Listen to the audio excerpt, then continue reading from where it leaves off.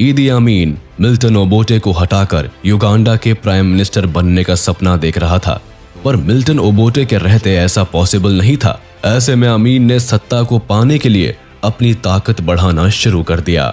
लगभग एक दशक तक आर्मी को लीड करने के बदौलत अमीन ने आर्मी को पूरी तरह से कंट्रोल में ले लिया था, जिसके लिए उन्होंने काकवा, लुगबारा, साउथ सुडानीज जैसे माइनॉरिटी एथनिक ग्रुप्स के लोगों को फोर्स में शामिल करना शुरू कर दिया। वो इन लोगों को ट्रेन करता, पर्सनली उनके साथ उठता बैठता और पूरे फोर्सेस को अपने फेवर में करने की कोशिश करता। अमीन ने 1968 तक आर्मी के अंदर अपने लोकल लोग जो नाइल रीजन के थे उन्हें काफी बड़े संख्या में भर्ती कर लिया। लगातार माइनॉरिटीज को ट्रूप्स में रिक्रूट करने की वजह से युगांडा की सारी फोर्सेस में अब माइनॉरिटीज की संख्या बढ़ चुकी थी। ये माइनर्स अमीन को भगवान से कम नहीं मानते थे। इसके बाद मौका पाते ही 1969 में ओबोटे के ऊपर अमीन ने जानलेवा हमले की कोशिश भी की, लेकिन ये कोशिश नाकाम रही और ओबोटे सतर्क हो गया। इस हमले के ठीक बाद ओबोटे को लग गया कि अमीन को सारे फोर्सेस का चीफ बनाना उनके लिए भारी पड़ सकता है और इसीलिए उसने अमीन को डिमोट कर दिया और अब अमीन सिर्फ आर्मी चीफ बना दिया गया। इस फैसले ने अमीन को और खतरनाक बना दिया। अब उसके जीने का मकसद बन गया था ओबोटे को जान से मारकर खत्म करना और युगांडा की गद्दी हड़पना।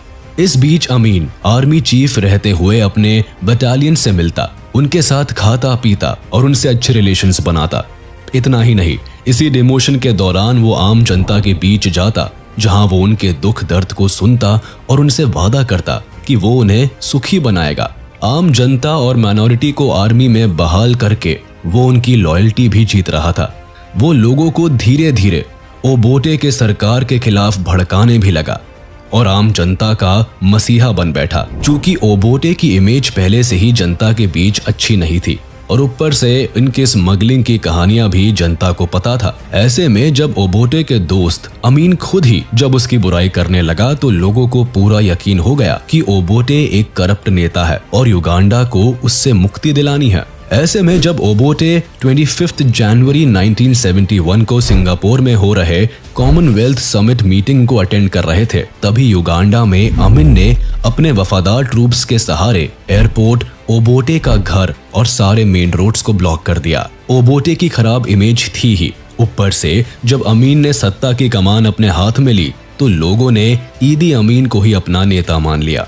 1971 को अमीन खुद को युगांडा का राष्ट्रपति घोषित करते हुए commander in chief of army बन गया था और तब शुरू होता है ईदी अमीन का रेन ऑफ टेरर।